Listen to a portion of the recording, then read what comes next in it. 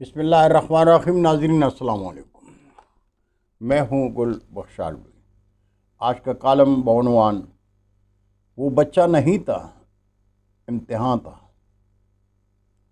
ناظرین، پاکستان کی قومی سیاست میں کل کیا ہوگا یہ نگران وزیر اعظم کاکڑ بھی نہیں جانتے۔ سوشل میڈیا پر سنسنی خیز جھوٹ کا بازار گرم ہے اور ہر ٹی وی چینل پر نگران حکومت کے گیت گائے جا رہے ہیں۔ 16 ماہ کی ظلم و بربریت کی حکمرانی سے قبل ہر ٹی وی چینل پر جو اینکرز مہنگائی کا ماتم کر رہے تھے، ان کے منہ میں ڈالر ٹھونس کر ان کی بولتی بند کر دی گئی ہے۔ زبان فروش اینکر منٹو کے اس قول کو بخوبی جانتے ہیں کہ ایک قلم فروش صحافی ایک جسم فروش عورت سے بھی زیادہ بد کردار ہوتا ہے، لیکن جب ضمیر مر جائے تو یہ یادداشت بھی گم ہو جاتی ہے۔ بھارت میں عام انتخابات سے قبل حکمران جماعت بی جے پی سے نجات کے لیے حزب اختلاف کے انڈیا اتحاد نے 14 ٹی وی اینکرز کے پروگرام کا بائیکاٹ کرتے ہوئے کہا کہ ان کے کسی بھی پروگرام میں ہم شریک نہیں ہوں گے، اس لیے کہ وہ نفرت سے بھری خبروں کے مباحثوں سے معاشرے میں نفرت پھیلاتے ہیں۔ ہر شام ٹی وی چینل پر نفرت کا بازار لگایا جاتا ہے، ہم اس بازار کا حصہ نہیں بنیں گے۔ ناظرین، پاکستان میں بھی تحریک انصاف کی حکمرانی میں ایسا ہی کچھ ہوتا رہا، حزب اختلاف کی خواہشات کی تکمیل کے لیے، لیکن پی ڈی ایم اور پی ڈی ایم کے بعد کاکڑ کی حکمرانی تو فرشتوں کی حکمرانی ہے۔ سب اچھا کے گیت گائے جا رہے ہیں۔ لگتا ہے حکمران اور اس کے قدردان بے اولاد ہیں۔ اگر صاحب اولاد ہوتے تو انہیں احساس ہوتا کہ ایک پیار کرنے والا زندگی سے بھرپور بچہ عمار ریاست نے جسے جان سے مار دیا۔ اس کا قصور صرف اتنا تھا کہ وہ اور اس کی فیملی تحریک انصاف کی شیدائی تھی۔ عمار کے والد میاں عباس فاروق تحریک انصاف کے ٹکٹ ہولڈر ہیں۔ یہی ان کا سب سے بڑا جرم ہے۔ عباس فاروق کاکڑ حکومت میں زیر حراست ہیں۔ وہ اپنے قائد عمران خان کے ساتھ کھڑے ہیں۔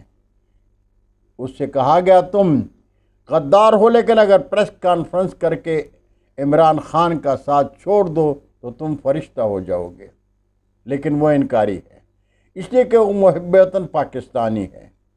وہ لاقانونیت اور ظلم کے خلاف عمران خان کے شانہ بشانہ کھڑے ہیں، اپنے اور اپنی قوم کے حق کے لیے آواز حق ہیں۔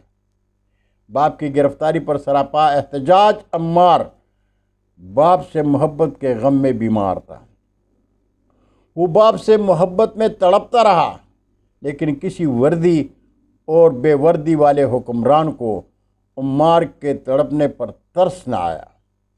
عمار باپ پارٹی کے باپ کی حکمرانی میں باپ کی محبت میں تڑپ تڑپ کر جہان فانی سے گزر گیا۔ عباس فاروق نے حق اور صداقت کی سربلندی کے لیے اپنے لخت جگر عمار کو ہزاروں اشکبار آنکھوں میں لحد میں اتار دیا۔ عمار منو مٹی کے نیچے دفن ہو گئے، لیکن کسی بھی ٹی وی چینل اسکرین کے اینکر کی آنکھ سے کوئی آنسو نہیں گرا، اس لیے کہ وہ زبانیں فروخت کر چکے ہیں۔ ناظرین، میاں عباس فاروق کے نابالغ بچے کی موت ایک بے ایمانہ اور بے رحم قتل ہے۔ اس قتل کا ذمہ دار وہ نظام جنگل ہے جو اس وقت تخت اسلام آباد پر قابض ہے، جس کے کرداروں نے آئین و قانون کی بالادستی کو پاؤں تلے روند کر تحریک انصاف کے محب وطن پاکستانیوں پر اپنے پاکستان کی زمین تنگ کر رکھی ہے۔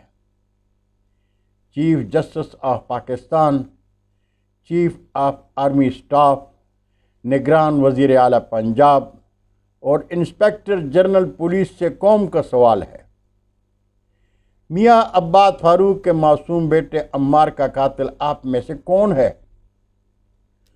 قوم معصوم عمار کے قاتل کو تخت دار پر دیکھنا چاہتی ہے، لیکن دنیا جانتی ہے ہم سب کے پاکستان میں ایسی انہونی ایک خواب ہے۔ ممتاز شاعرہ نیلما درانی کہتی ہیں، بہت رویا تو اس پر آسماں بھی، بہت رویا تو اس پر آسماں بھی، وہ ایک بچہ نہیں تھا امتحان تھا۔